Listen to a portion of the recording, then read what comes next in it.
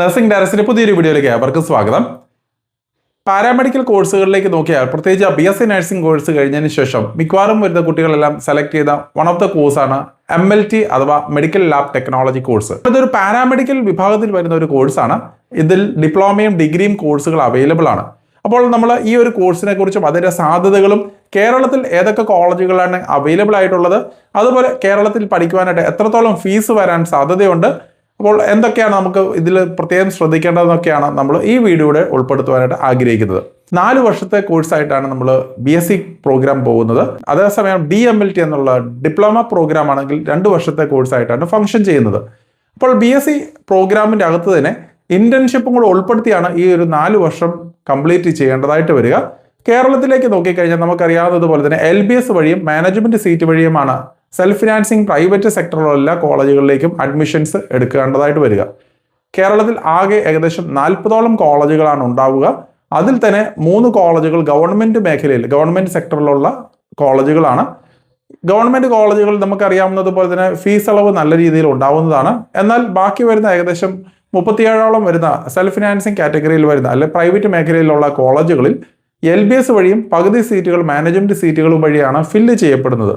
നിലവിൽ വലിയ അസോസിയേഷനുകൾ കാര്യങ്ങൾ ഇല്ലാത്തത് കൊണ്ട് തന്നെ മാനേജ്മെന്റ് സീറ്റുകളിലേക്കൊക്കെ നമുക്ക് ഡയറക്റ്റ് ആയിട്ട് ഈ പറയുന്ന കോളേജുകളിലേക്കൊക്കെ ആപ്ലിക്കേഷൻസ് നൽകേണ്ടതായിട്ട് വരുന്നുണ്ട്.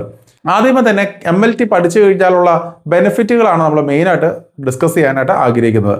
ഏതൊരു ഹോസ്പിറ്റൽ എടുത്തു കഴിഞ്ഞാലും നഴ്സിംഗ് വിഭാഗം കഴിഞ്ഞ് കഴിഞ്ഞാൽ നെക്സ്റ്റ് വരുന്ന ഒരു പാരാമെഡിക്കൽ വിഭാഗത്തിലുള്ള ഹെൽത്ത് കെയറിൽ വരുന്ന മേഖലയാണ് MLT. അപ്പോൾ ഒരു ഹോസ്പിറ്റലിൽ നിരവധിയായിട്ടുള്ള ലാബുകൾ ഫംഗ്ഷൻ ചെയ്യുന്നുണ്ട്. ഇതുകൂടാതെ തന്നെ പത്തോളജി, ബ്ലഡ് ബാങ്ക് അങ്ങനെയുള്ള നിരവധിയായിട്ടുള്ള മേഖലകളിൽ ഒരു ഹോസ്പിറ്റലിൽ തന്നെ പല ഡിപ്പാർട്ട്മെന്റുകളിലേക്കും ഈ MLT കഴിഞ്ഞവർക്ക് പ്ലേസ്മെന്റ്സ് ലഭിക്കുന്നതാണ്.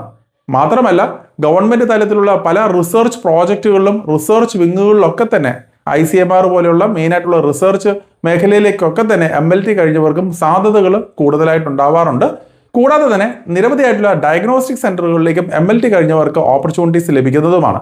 ടീച്ചിങ് രംഗത്തേക്കൊക്കെ വരണമെന്നുണ്ടെന്നുണ്ടെങ്കിൽ BSc MLT കഴിഞ്ഞ് MSc മാസ്റ്റേഴ്സും കൂടെ കഴിഞ്ഞതിന് ശേഷം MSc MLTയും കൂടെ കഴിഞ്ഞതിന് ശേഷം ടീച്ചിങ് സൈഡിലേക്കും നിരവധിയായിട്ടുള്ള ഓപ്പർച്യൂണിറ്റീസും അവൈലബിൾ ആണ്. അങ്ങനെ പല മേഖലകളിൽ നോക്കിക്കഴിഞ്ഞാൽ നിരവധിയായിട്ടുള്ള ഓപ്പർച്യൂണിറ്റീസ് ആണ് MLT പഠിക്കുന്നത് മൂലം ഉണ്ടാവുന്നത്. നമുക്കറിയാം നഴ്സിംഗ് വെച്ച് കമ്പയർ ചെയ്യുമ്പോൾ കമ്പാരിറ്റീവ്ലി കുറച്ച് ലിമിറ്റഡ് ആയിട്ടുള്ള ഓപ്പർച്യൂണിറ്റീസ് ആണ് ഉണ്ടാവുന്നത്. പക്ഷേ നഴ്സിംഗ് താല്പര്യമില്ലാത്ത കുട്ടികൾ കൂടുതലും പരിഗണിക്കുന്ന മറ്റൊരു ഓപ്ഷനാണ് MLT. ഇത് കൂടാതെ തന്നെ നിങ്ങൾക്ക് അഥവാ സ്വന്തമായിട്ട് തന്നെ നിങ്ങൾക്കൊരു ഫീൽഡ് സ്റ്റാർട്ട് ചെയ്യണമെന്നുണ്ടെങ്കിൽ, സ്വന്തമായിട്ട് ലാബറട്ടറി ഒക്കെ എസ്റ്റാബ്ലിഷ് ചെയ്യണമെന്നുണ്ടെങ്കിലും MLT കഴിഞ്ഞു കഴിഞ്ഞാൽ സാധിക്കുന്നതാണ്. അപ്പോൾ അങ്ങനെ പല ഓപ്പർച്യൂണിറ്റീസ് ആണ് MLT കോഴ്സുകൾ പഠിച്ചു കഴിഞ്ഞാൽ ലഭിക്കുന്നത്. ഇപ്പോൾ കേരളത്തിൽ മാത്രമല്ല ഇന്ത്യയിലുടനീളം കൂടാതെ തന്നെ വിദേശത്തും പല കൺട്രികളിലേക്കും BSc MLT കഴിഞ്ഞു കഴിഞ്ഞാൽ നിങ്ങൾക്ക് നിരവധിയായിട്ടുള്ള സ്കോപ്പുകൾ അവൈലബിൾ ആണ്. അടുത്തായിട്ട് നമ്മൾ നോക്കേണ്ടത് ഇതിൻ്റെ ഫീസ് ഏകദേശം എത്രയാണെന്നുള്ളതാണ്.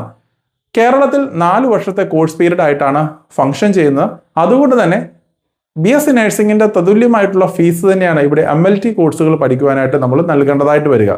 അതായത് ഏകദേശം 5 ലക്ഷത്തിനടുത്തുള്ള ഫീസാണ് 4 വർഷമായിട്ട് നമ്മൾ ട്യൂഷൻ ഫീസ് സ്പെഷ്യൽ ഫീസ് ഇനത്തിലൊക്കെ നൽകേണ്ടതായിട്ട് വരിക.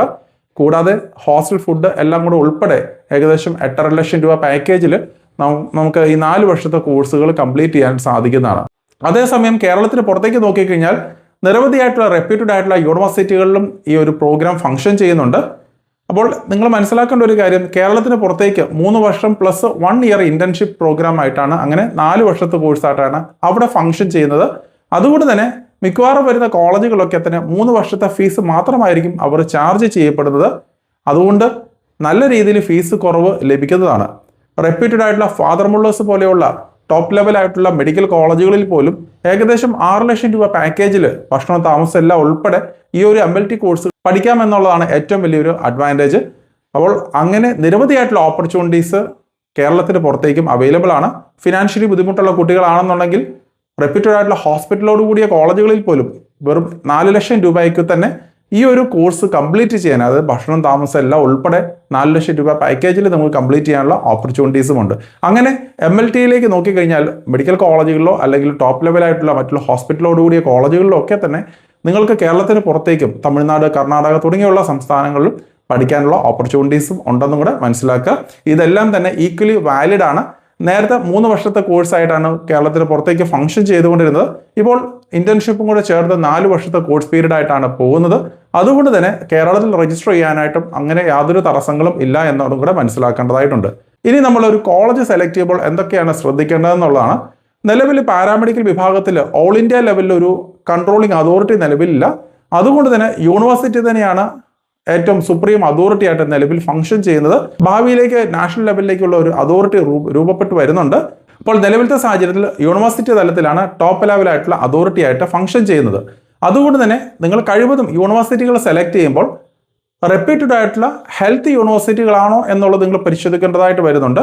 അങ്ങനെ യൂണിവേഴ്സിറ്റി ലെവലിൽ ഫംഗ്ഷൻ ചെയ്യുന്ന കോളേജാണോ, അതുപോലെ തന്നെ നല്ല രീതിയിൽ ക്ലിനിക്കൽ പ്രാക്ടീസ് കാര്യങ്ങൾ ലഭിക്കുന്നുണ്ടോ എന്നൊക്കെ നിങ്ങൾ പരിശോധിക്കേണ്ടതായിട്ടുണ്ട്.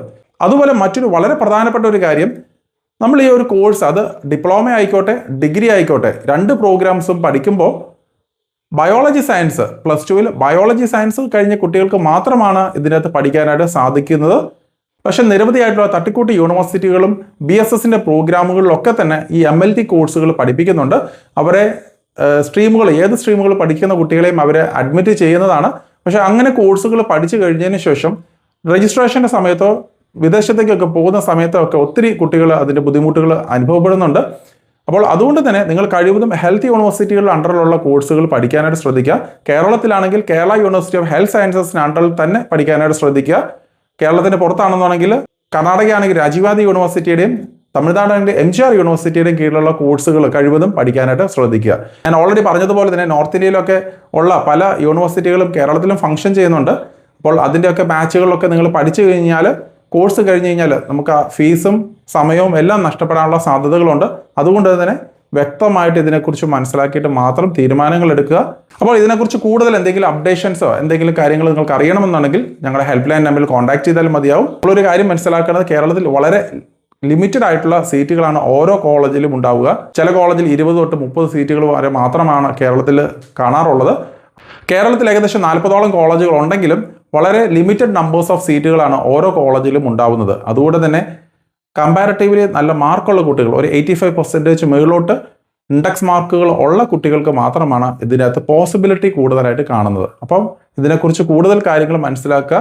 നിങ്ങൾ ഏത് കോഴ്സുകൾ സെലക്ട് ചെയ്യുമ്പോഴും അതിൻ്റെ ഓപ്പർച്യൂണിറ്റീസ് മനസ്സിലാക്കുക, നിങ്ങളുടെ ഫീൽഡ് ഓഫ് ഇൻട്രസ്റ്റ് മനസ്സിലാക്കുക, എന്നിട്ട് മാത്രം ഒരു കോഴ്സ് ചൂസ് ചെയ്യുക. കാരണം നിങ്ങളുടെ ലൈഫിൽ എടുക്കുന്ന ഏറ്റവും ഇമ്പോർട്ടൻ്റ് ആയിട്ടുള്ള ഡിസിഷനാണ് ഒരു കരിയർ പാത്ത് വേ ചൂസ് ചെയ്യുക എന്നുള്ളത്. അപ്പോൾ ഓൾ ദ വെരി ബെസ്റ്റ്. അപ്പോൾ കൂടുതൽ അപ്ഡേറ്റുകളുമായിട്ട് അടുത്ത വീഡിയോയിലൂടെ കാണാം. നന്ദി.